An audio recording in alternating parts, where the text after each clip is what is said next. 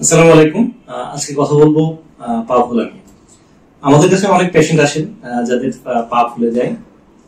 অনেক পেশেন্টই কমপ্লেন করেন যে তাদের অনেক সময় অনেকের পা ফুলায় থাকে সব সময়, আবার অনেকে বলেন যে তার জার্নি করার সময় অথবা অনেকক্ষণ দাঁড়িয়ে থাকতে ফুলে যায়। তাহলে পা ফুলা আসলে বিভিন্ন কারণে হতে পারে। আমরা পা যখন ফুলে যায় তখন আমরা পায়ের যে গোড়ালির একটু উঁচু অংশ আছে, আমরা যেটাকে মিডিয়াল ম্যালুলাস বলি, এটার উপরে চাপ দিলে যদি দেবে থাকে তাহলে এটাকে আমরা বলি পিটিং এরিয়া। আর অনেক সময় আমরা চাপ দিই তখন ফুলে যায়, কিন্তু সাথে সাথে দেখা যায় যে ফুলে থাকে না, তখন আবার স্বাভাবিক হয়ে যায়। এটাকে নন পিটিং এরিয়া। তাহলে এই পিটিং এবং নন পিটিং এরিয়া এটার বিভিন্ন কজ আছে।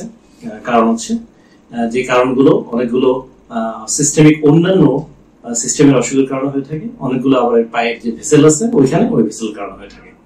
তাহলে আমরা যদি লোকাল কজ চিন্তা করি তাহলে এখানে যে ভেসেল গুলো আছে এই ভেসেলের সমস্যার কারণে যে অসুখগুলো হয়ে থাকে সেটার মধ্যে আমরা বলতে পারি ডিপ ভেন থ্রম্বোসিস একটা কারণ, যেটার ক্ষেত্রে আমাদের যে ডিপ ভেন গুলো আছে সেই ভেন গুলো ঠিকভাবে কাজ করে না, অথবা এখানে ভেসেল গুলো ব্লক হয়ে যায়, উপরের দিকে রক্ত সঞ্চালন হতে পারে না, তাহলে নিচে এখানে জমে থাকে এবং আস্তে আস্তে পাটা ফুলে যায়, লাল হয়ে যায় এবং ব্যথাও করে।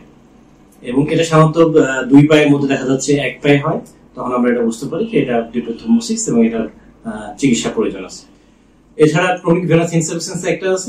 এই ধরনের পেশেন্টের ক্ষেত্রে সাধারণত কমপ্লেন থাকে যে তারা অনেকক্ষণ বসে থাকলে বা জার্নি করলে তাদের পা ফুলে যায়।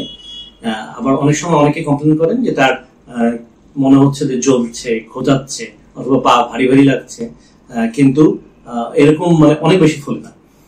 কিন্তু পরবর্তীতে যদি এটা এই ধরনের থেকে যায় তাহলে আস্তে আস্তে এই ফোলাটা বাড়তে থাকে, ভেসেল গুলো দেখা যায় যেটাকে আমরা ভেরিকোজ ভেন বলি, টেলানজেকটিসিয়ার মতো, মানে এটা মনে হচ্ছে জল জল করছে, এরকম একটা ভেসেল গুলো দেখা যায়। পরবর্তীতে এখান থেকে আলসারও হয়ে যেতে পারে। এটা হচ্ছে এক ধরনের প্রবলেম যেটাকে আমরা ক্রনিক ভেনাস ইনসাফিসিয়েন্সি বলি। এমনকি ডিপ ভেন থ্রম্বোসিস থেকেও কিন্তু ক্রনিক ভেনাস ইনসাফিসিয়েন্সি হতে পারে, এমনকি কনজেনিটাল কারণেও যদি ভালভের সমস্যা থাকে, যে ভালভগুলো উপরের দিকে আমাদের ব্লাড সার্কুলেশন হয়, যেটার ফলে ওখানে সমস্যা থাকার ফলেও কিন্তু এটা হতে পারে।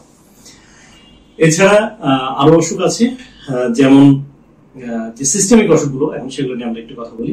যেমন আমাদের হার্টের যদি প্রবলেম থাকে, হার্ট ফেলিওর হয়, তার কারণে কিন্তু আমাদের পা ফুলতে পারে। আমাদের যদি লিভারে সিরোসিস হয়, পেট ফুলে যায় এবং অ্যালবুমিন কমে যায়, তখন কিন্তু আমাদের পায়েও পানি আসতে পারে।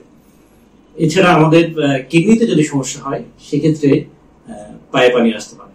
তবে সেক্ষেত্রে মুখে আগে মুখ ফুলে যায়, তারপর পা ফুলে। তাহলে আমরা জানতে পারলাম যে সিস্টেমিক কজ এবং যে লোকাল ভেনাস কজ, এরকম বিভিন্ন কজে কিন্তু আমাদের পা ফুলে যেতে পারে।